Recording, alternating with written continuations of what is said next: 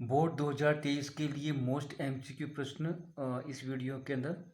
और आज हम करीब करीब 35 एमसीक्यू प्रश्नों को लेकर के आए हैं, जो कि बोर्ड 2023 के लिए बहुत लाभदायक हो सकते हैं। तो शुरुआत करते हैं। आज का पहला प्रश्न है, आपका पहला प्रश्न है बेटा, व्यंजक चूर्ण का सूत्र क्या है। यानी केवल आपको उसका सूत्र बताना है कि व्यंजक चूर्ण का सूत्र क्या है।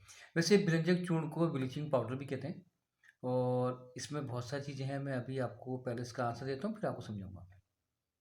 व्यंजक चूर्ण का जो सूत्र है वो होता है बेटा CaOCl2।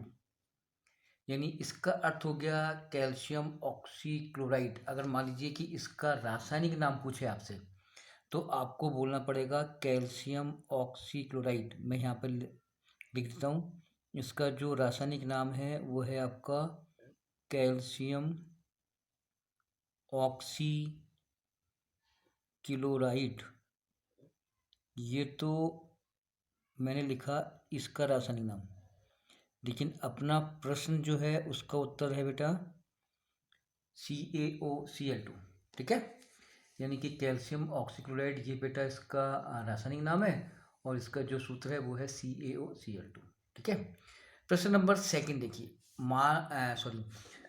शरीर की प्रधान नियंत्रण ग्रंथि किसे कहते हैं। ऐसी कौन सी ग्रंथि है जो अन्य सभी ग्रंथियों पर नियंत्रण करती है, ये प्रश्न का पूरा अर्थ है।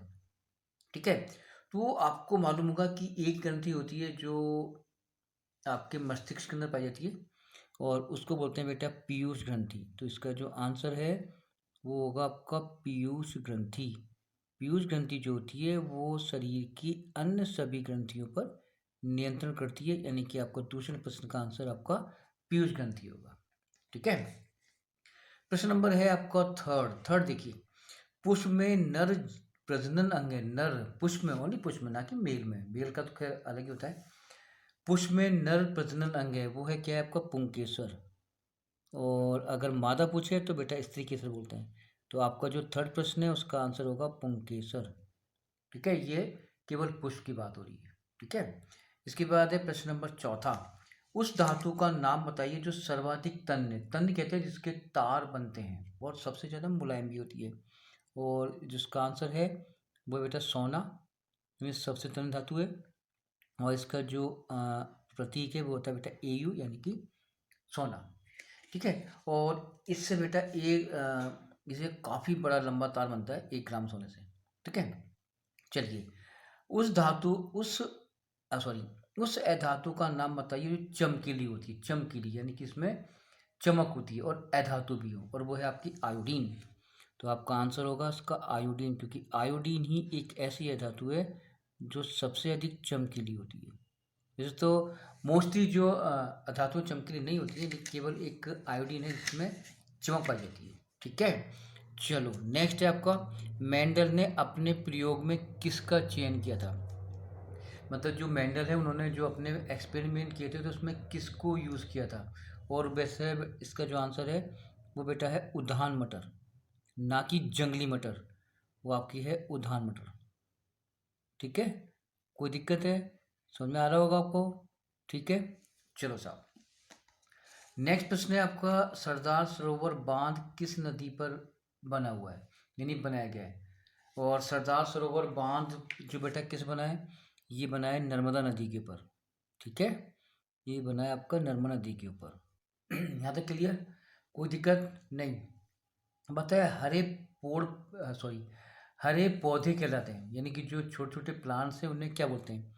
वैसे तो उनको उत्पादक ही बोलते हैं। ये आपका उत्पादक, यानी कि बेटा वो बनाते हैं, यानी हमारे लिए भोजन का निर्माण करते हैं, है ना। आपने पढ़ा होगा शायद वो खाद्य श्रृंखला या खाद्य जाल के अंदर। ठीक है। चलिए, प्रश्न नंबर 9। निम्न में से किसका उपयोग खाना बनाने वाले ईंधन के रूप में नहीं किया था। यानी खाना बनाते हैं ना लोग, किसमें किसका उपयोग करते थे। वैसे देखो, खाना बनाने के लिए तो कोयला भी काम आता है, आँखें फूट जाती हैं। बायोगैस, जो कि गांव में गाय भैंसों के गोबर से बनता है। LPG तो अपने घरों में सिलेंडर के रूप में आती है। तो आपका कौन सी होती है, CNG। CNG का उपयोग नहीं होता बेटा, CNG का उपयोग तो केवल वाहनों को चलाने में होता है। तो इसका आंसर होगा CNG। वह है प्रतिरोधकता का SI मात्रक है, प्रतिरोधकता। इसको विशिष्ट प्रतिरोध भी बोलते हैं बेटा। इसका जो आंसर है वो होगा ओम मीटर, ओम मीटर। ठीक है, अगर हिंदी में लिखना चाहो तो आप लिख सकते हो ओम गुणा मीटर। ठीक है, कोई दिक्कत तो नहीं होनी चाहिए। चलिए साहब, नेक्स्ट है आपका मादा के जनन तंत्र का भाग नहीं है, इसमें कौन सा है जो जनन तंत्र का भाग नहीं है? देखो, मादा में तो 2 अंडाशय होते ही हैं, तो ये भी है। गर्भाशय तो होता ही है, योनि भी होती है, तो क्या बच गया आपका? शुक्रवाहिका। शुक्रवाहिका किसमें होती है? मनुष्यों में।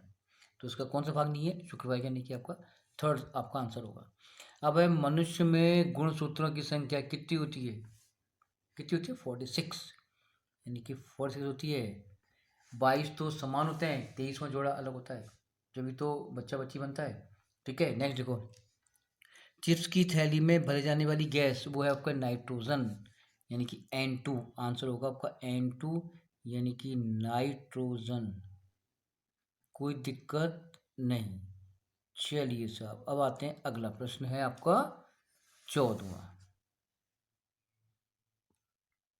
प्रश्न 14वां देखो, सिरके में कौन सा अम्ल पाया जाता है?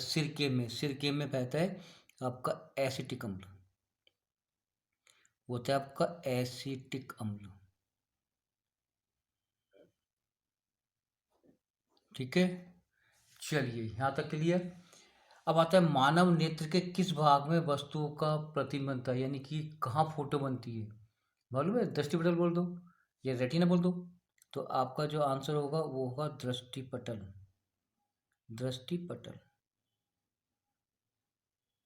ठीक है, चलिए नेक्स्ट देखो, सौर कुकर में कौन सा दर्पण काम में लिया था? सौर कुकर में मालूम है, खाना बनाने के लिए सौर कुकर होता है, तो इसमें कौन सा होता है? वैसे होता है बेटा अवतल दर्पण, तो आप लिखोगे यहाँ पर अवतल दर्पण। क्लियर हो गया होगा। नेक्स्ट चलते हैं अपन, हिमाचल प्रदेश में सिंचाई व्यवस्था का नाम क्या है? हिमाचल प्रदेश में सिंचाई जो है ना, उसको कुलेह बोलते हैं। क्या बोलते हैं इसको? कुलेह। काफ़ी फेमस है ये नाम, है ना? समझ में आ रहा है आपको?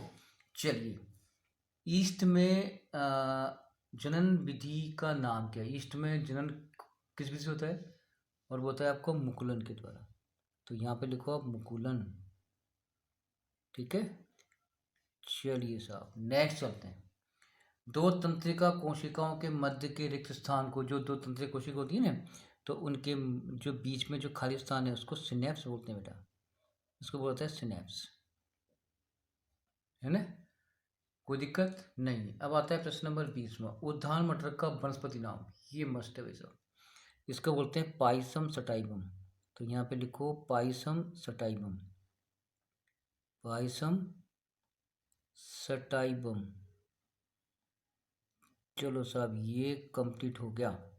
नेक्स्ट, कौन सी धातु कमरे के ताप पर द्रव अवस्था में पाई जाती है? द्रव यानी कि पिघली हुई अवस्था में, और वो होती है बेटा ब्रोमीन, ब्रोमीन, ब्रोमीन, ब्रोमीन।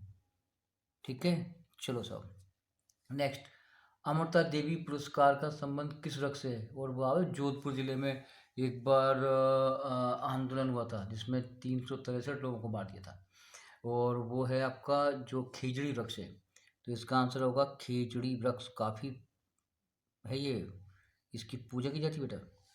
ठीक है, नेक्स्ट देखो, सूर्य की पराबैंगनी किरणों से कौन सा रोग पैदा होता है? पराबैंगनी किरणों से कौन सा रोग होता है? त्वचा कैंसर, त्वचा का कैंसर। आप त्वचा कैंसर कर सकते हो, कोई दिक्कत नहीं है, आंसर राइट माना जाएगा। ठीक है, श्वसन, श्वसन किस प्रकार की विक्रिया है? श्वसन जानते हो, ये है आपका ऊष्मा शेपी, ऊष्मा शेपी की ऊष्मा का उत्सर्जन होता है इसमें। ठीक है, चलो साहब अगला प्रश्न चलते हैं। नेक्स्ट देखो, अपचय का उपचार के लिए कौन सी औषधि का उपयोग करता है? वो होता है आपका मिल्क ऑफ मैग्नीशिया, यानी कि MgOH का होल ट्वाइस। ठीक है, नेक्स्ट देखो, वाहनों में पीछे का दृश्य देखने में कौन से दर्पण का उपयोग करता है? और वो होता है बेटा उत्तल दर्पण, तो आप यहाँ लिखोगे उत्तल दर्पण। चलिए चलें साहब, नेक्स्ट देखते हैं, ओजोन परत हमारी किससे रक्षा करती है? पराबैंगनी किरणों से, यानी कि अल्ट्रावायलेट किरणें, तो आप लिखोगे पराबैंगनी, पराबैंगनी किरणों से। ठीक है, नेक्स्ट देखो, तंत्रिका कोशिका से निकली हुई धागे के समान संरचनाओं क्या कहते हैं? उन्हें बोलते हैं द्रुमिकाएं। ये बोलते हैं अपन द्रुमिकाएं, लिखो द्रुमिकाएं। ठीक है, मानव की आंत में कौन सा जीवाणु होता है जो गंगा जल को प्रदूषित करता है? और होता है कोलिफॉर्म। यहाँ पे लिखो कोलिफॉर्म होता है, ये बहुत ही बेकार होता है मैडम। ठीक है, नेक्स्ट, एक लिंगी पुष्प का उदाहरण है, एक लिंगी, वो होता है पपीता। वो आता है हड्डियों को जोड़ने में डॉक्टर किसका उपयोग करता है? प्लास्टर ऑफ पेरिस यानी कि पीओपी, अर्थात इसको लेते हैं अपन जिप्स CaSO4.1/2H2O। ठीक है, विद्युत धारा का मात्रक, मात्रक होता है एम्पियर, तो यहाँ पे लिखो आप एम्पियर। नेक्स्ट, गढ़वाल के रैनी गांव में पेड़ों को बचाने के लिए कौन सा आंदोलन होता? वो था चिपको आंदोलन, क्योंकि लोग वह पेड़ों से चिपक गए थे। यहाँ पे लिखो चिपको आंदोलन। चले नेक्स्ट देखो, कौन सी धातु को चाकू से काट सकते हैं? और वो थी बेटा सोडियम यानी कि Na। सोडियम इसका होता है अणु प्रतीक होता है Na। अब आज का लास्ट प्रश्न देखो, लड़कों के यौवन अवस्था में लक्षणों को नियंत्रित करने के लिए कौन सा हार्मोन होता है? वो होता है टेस्टोस्टेरोन। यहाँ पे लिखो टेस्टोस्टेरोन, ये होता है जिससे कि गौण लैंगिक लक्षण प्रकट हो पर वो उनको कंट्रोल करता है। ठीक है, ये आज के महत्वपूर्ण थे, धन्यवाद।